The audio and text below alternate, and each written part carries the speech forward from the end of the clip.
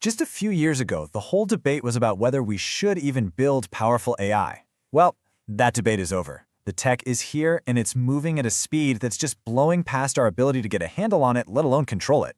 All right, let's really get into this. And that right there, that's the big question we're tackling today.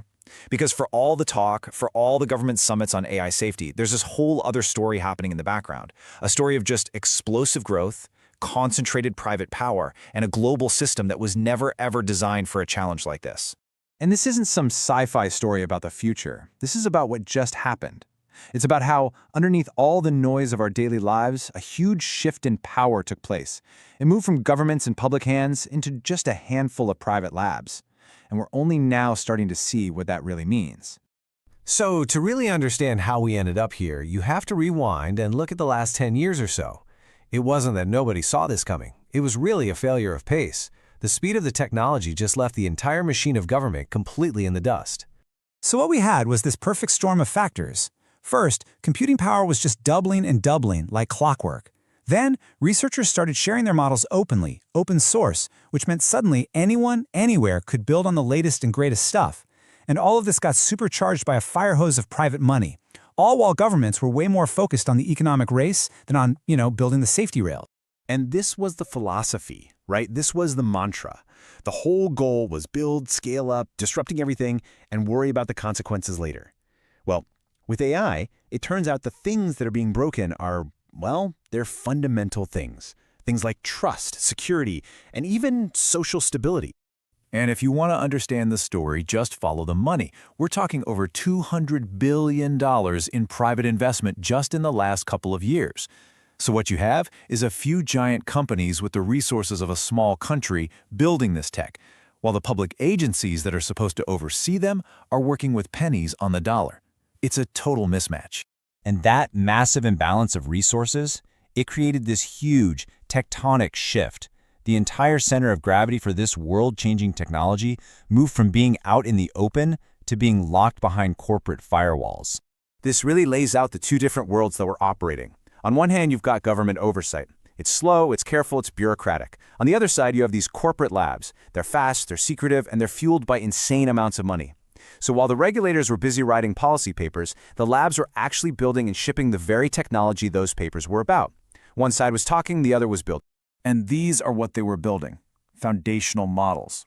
The best way to think about them is like they're the engines.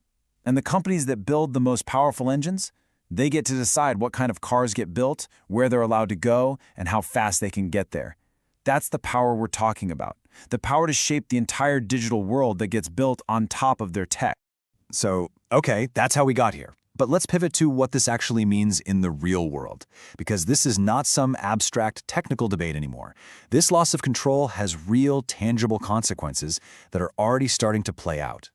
And you can just see how it cascades through society. Suddenly you have the ability to create perfectly realistic fake videos, deepfakes, which just shreds our shared sense of what's real.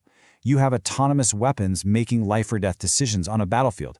Misinformation, which was already a huge problem, gets put on steroids. And of course, the very foundation of our economy, our jobs, faces a kind of disruption we've just never seen before. And let's just zoom in on one of those risks for a second. Deepfakes. What this shows is the crazy cat and mouse game we're in.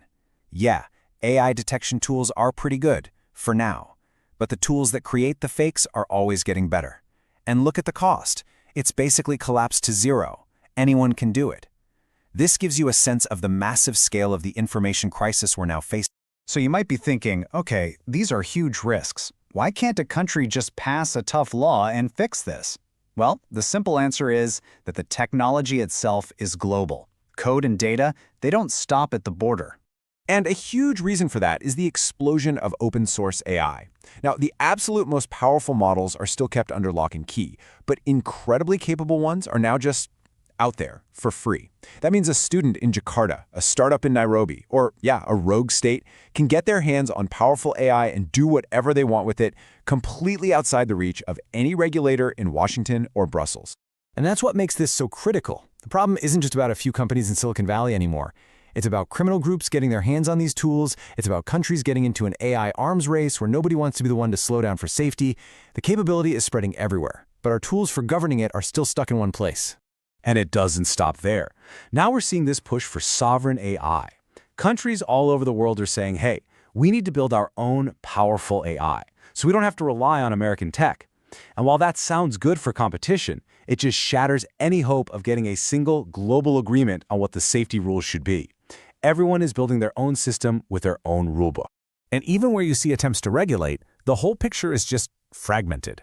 Europe passed this big, comprehensive law, but it's going to take years to actually put it into practice.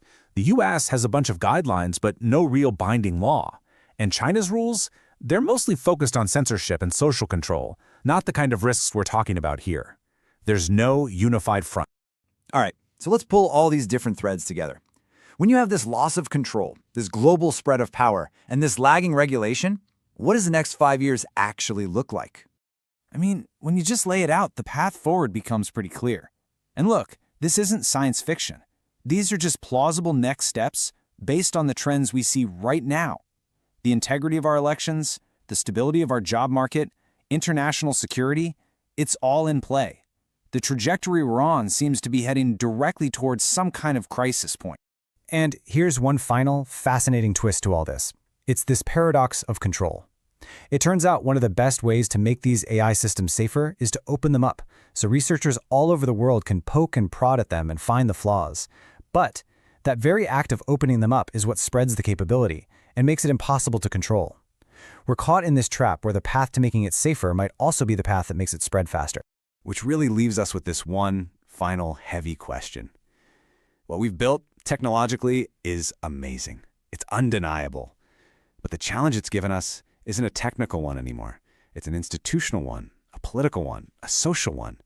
And all the evidence from the last few years suggests we are dangerously behind in figuring out how to meet it.